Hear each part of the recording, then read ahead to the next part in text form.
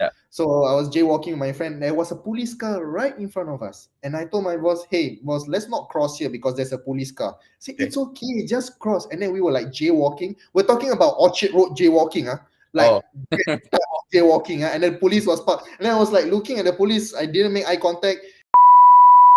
I could just start off by sharing why I wanted to do this podcast lah. So number one, I'm bored. And number two, like being in an environment like Singapore where it's safe and everything, you tend to get bored lah.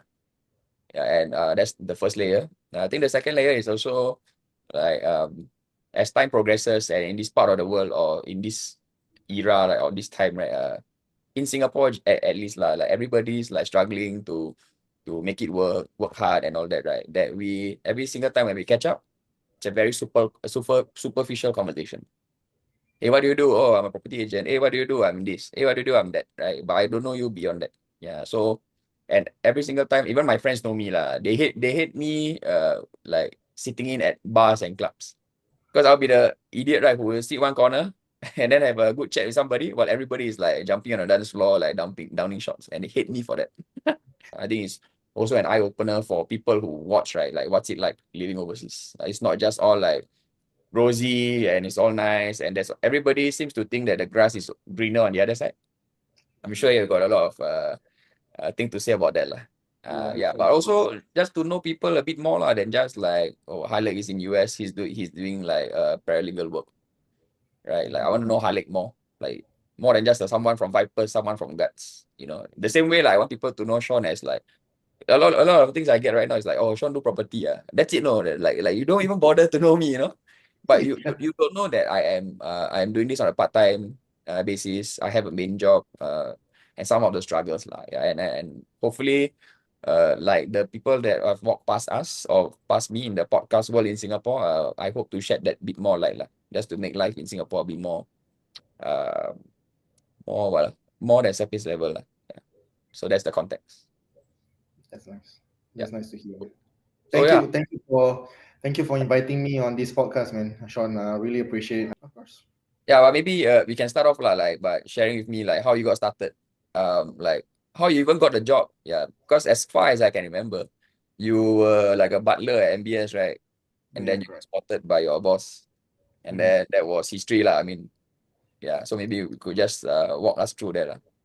So the story of me, getting hired and then working in the US Yeah. was actually a butler in Marina Bay Sands. Okay. I still remember that day when I was in afternoon shift, and my current boss, um, he actually checked in early in the morning, so I'm in the afternoon shift. So he took a nap, because of the time difference. He was flying in from China. I didn't really met him until the evening where he wanted to go to the nightclub there. I think I forget what's the nightclub in MBS. It's been long. It's been long. Selavi, Sorry? Selavi.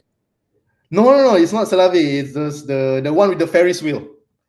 Oh, okay, yeah, I know. Shit, I Yeah, just so that nightclub. okay, So he wanted a table. He asked the personal assistant. At that point of time was a female assistant.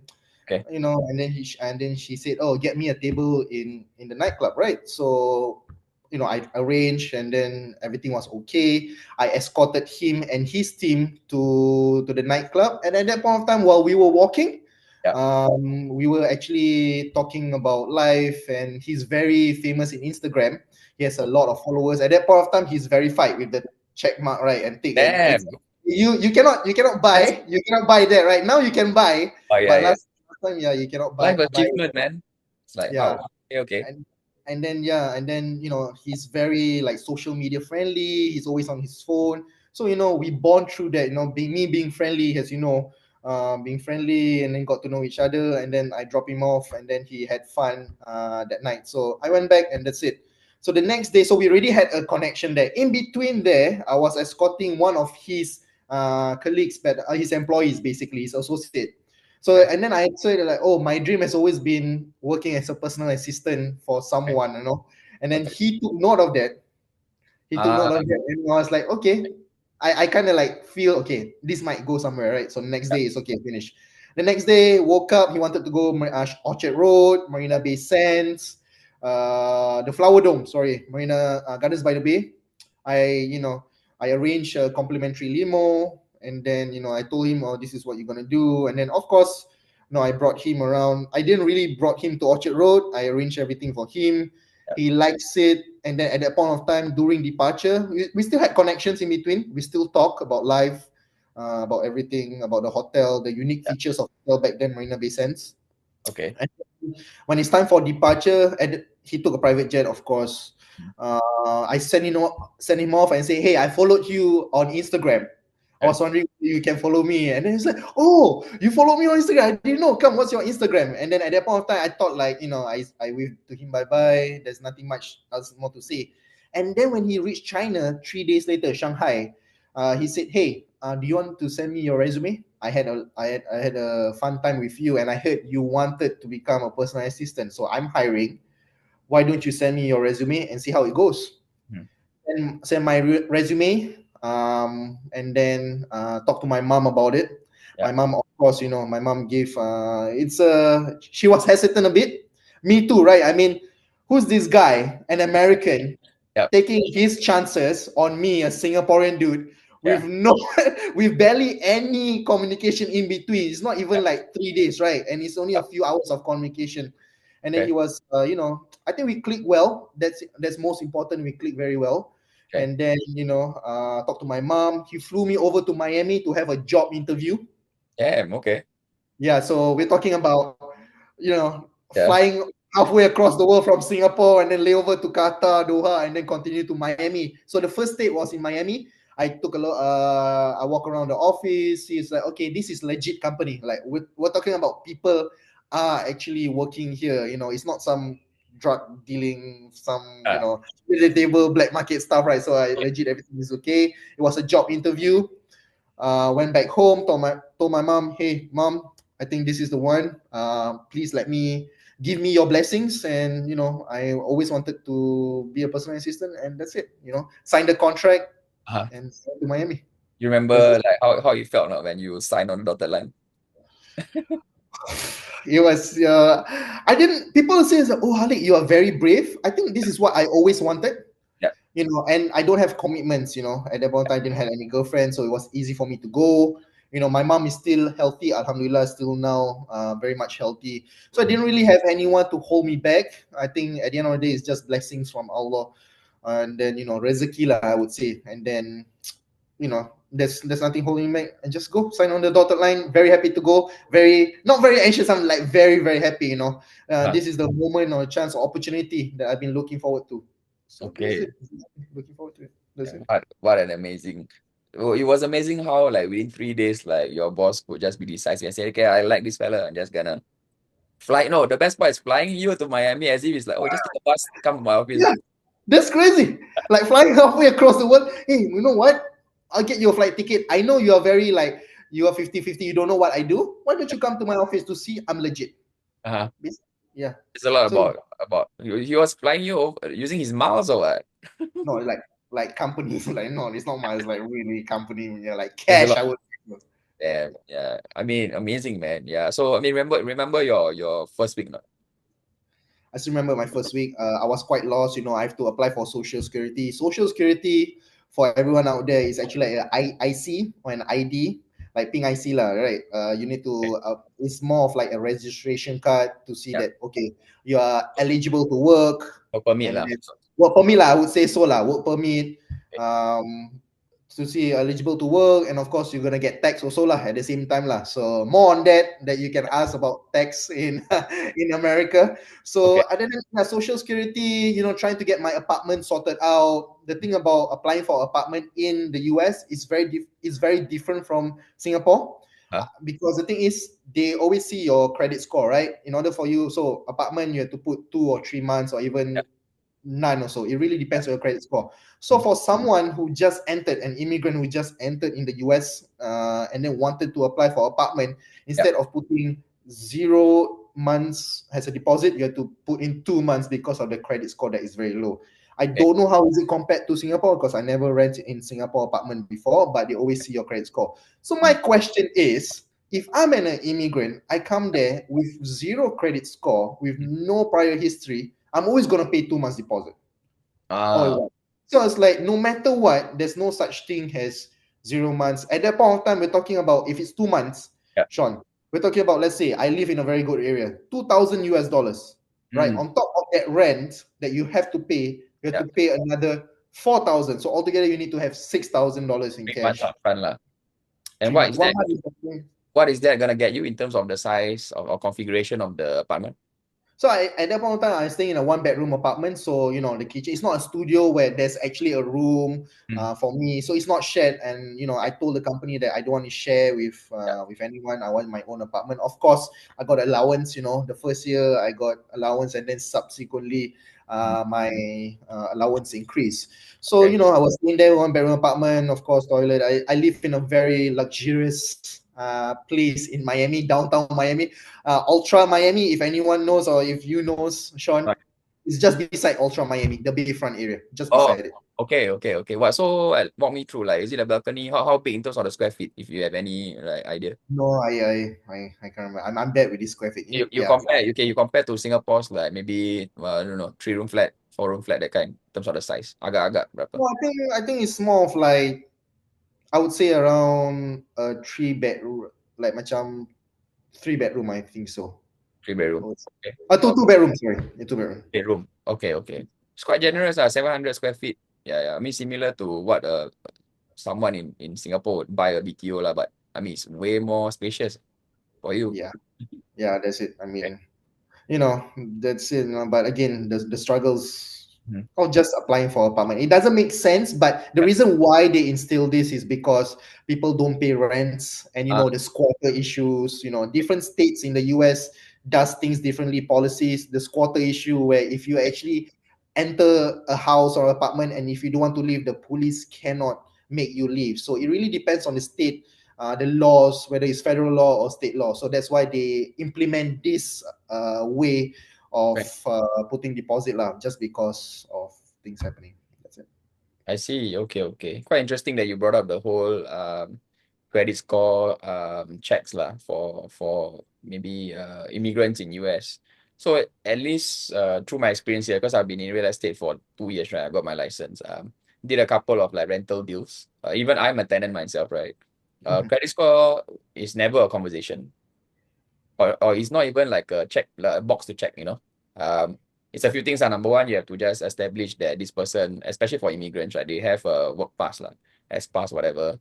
That usually serves as some form of validation that this person can afford to rent, lah.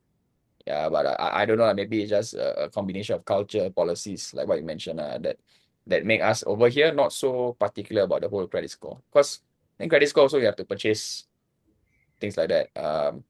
Not sure. I mean, credit score for locals, yes lah, but CBS, which is the credit bureau in Singapore, right? I don't know whether they have some records for foreigners lah. But I mean, something interesting lah. I mean, now that you Yeah, should. just I think it's because what happened in the past, Sean, is that immigrants come in, they don't have a good credit score, and then they just apply for rent, right? I mean, they apply for apartment, they don't pay rent, they don't pay deposit, and of course, they chabut, Yeah, they just leave the apartment, yeah. without paying rent for like 2 or 3 months. So I think that's the reason why anything that happens in the US now doesn't make sense, because people Mm, play with the system.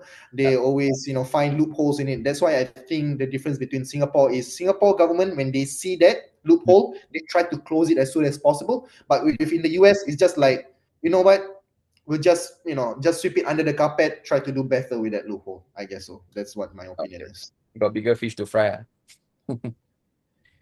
Crazy. I tell you a story, because in the US, I still remember when I was about to cross the road, jaywalking, right? Yeah. So I was jaywalking with my friend. There was a police car right in front of us. And I told my boss, hey, boss, let's not cross here because there's a police car. Say, Okay. it's okay, just cross. And then we were like jaywalking. We're talking about Orchard Road jaywalking, like Oh, jaywalking. And then police was parked. And then I was like looking at the police. I didn't make eye contact. And yeah, he was like, why are you scared? I say, in Singapore, we are very, yeah. it's Law, very systematic, law abiding. Yeah, law abiding. I say, traffic light, cross, green, green. yeah, But here in the US, like what you said, they got bigger fish to fry. Why yeah, catch someone jaywalking when I can catch someone with drugs? yeah lah. I see. So that, so Okay. so there's the comparison, I would say so. So seems like there's a lot of cultural adjustment lah for you to do lah. when you went there? Any major ones? I mean, food is one thing, right? I mean, halal food, how is it accessible I or think available? it depends on state. I think in Miami, so I think for those who are really religious, it really depends. In the US, you got New York, which is currently where I'm based in right now. New York is very easy because there's a lot of places where it's halal food. But for Miami, which is a Hispanic and Latino community, it's very hard to get halal food. Okay. I think at that point of time, I got lucky because halal guys open a shop there. Hmm. That's around the CBD area. Yeah. And then almost every day I can just go pop by halal guys, or Hmm. halal guys over there, and then just buy some food. But I Okay. think what is a bigger issue is sometimes there is halal food, but you need to drive out. And US is more of like a driving Yeah. country where Yeah. you need to take a car and head over to a marketplace and really get your food. So at that point of time, halal food wasn't accessible in Miami. Now things might change, but it's still a Latino or Hispanic community. So people think I'm Cuban over there. Yeah, exactly. Yeah, I won't be surprised. I will be mistaken for that also. Yeah, Cuban. They're like, "Hola, ¿cómo estás? Mi Yeah. bien." I was like, "No habla español." I say, "Oh, no habla español." Uh, Oh, señor, where you from? I say, "I'm from Singapore." Oh, you look like Cuban. You yeah. look like Cuban. I was like, "Okay, no, I'm not." But this is what it is. They speak Spanish to me. That's Yeah it. lah, yeah lah. But are you picking up Spanish by any chance? No, But I work in a Brazilian company. I speak Portuguese. Yeah, oh, okay. But I yeah. mean, Portuguese is more complex than Spanish, as far as I I would say so. Yeah, I would right, say so. right. Yeah. But I cannot speak conversational Portuguese, but I do understand.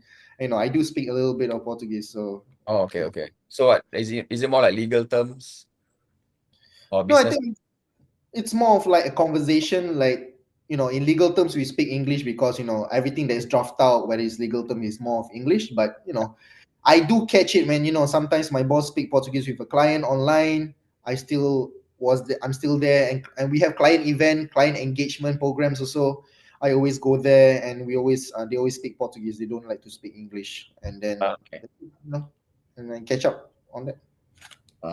Okay, okay, okay. Nice. I mean, sounds like you're having fun there, man.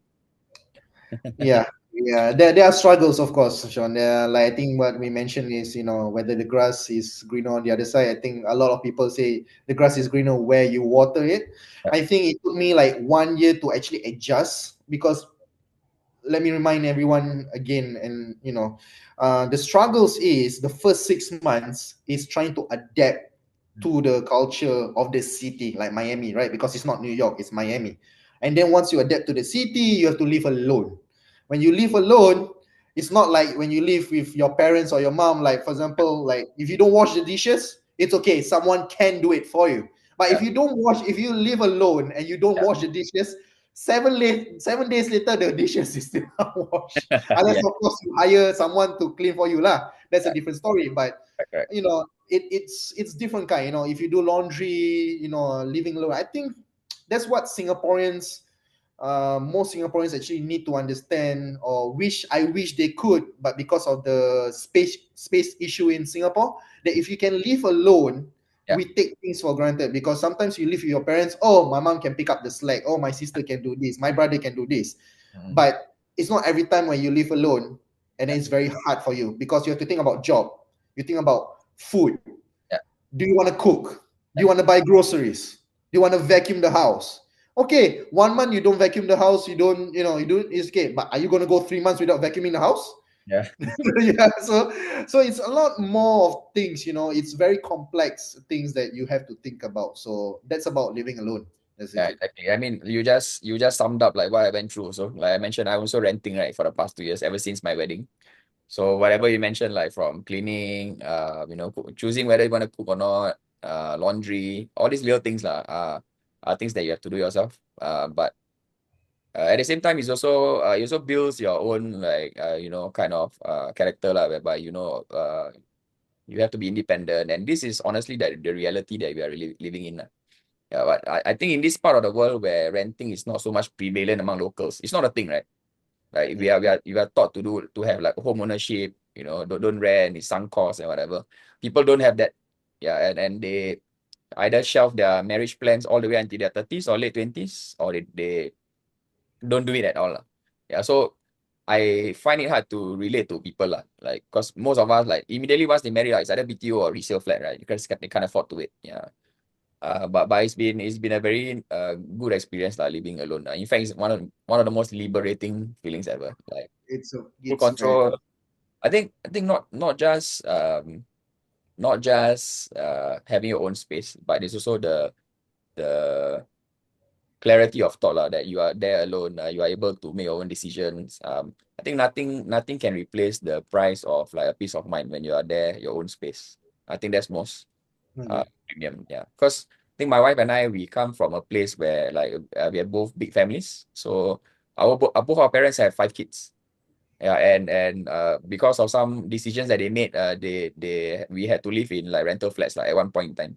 So because of that, space is a premium. We don't have the space to express ourselves, have our own space. So living alone was like the main pull factor. More married, right? Live want to rent, doesn't matter, just pay for it. Yeah. But right now where I'm living, I mean, just to share a bit about my rental life. So I've been renting for 2 years, right? Yeah. In these 2 years, I've rented like two separate homes. So the first one was during the COVID period where I think the measures will start to ease. Then I think rental prices went to shot up lah, because like of the whole like supply situation, right? I think the homes were not built on time. So what happened was like landlords were happy lah, and we managed to secure this sort of like apartment in Marine Parade. So there was this apartment called Lagoon View.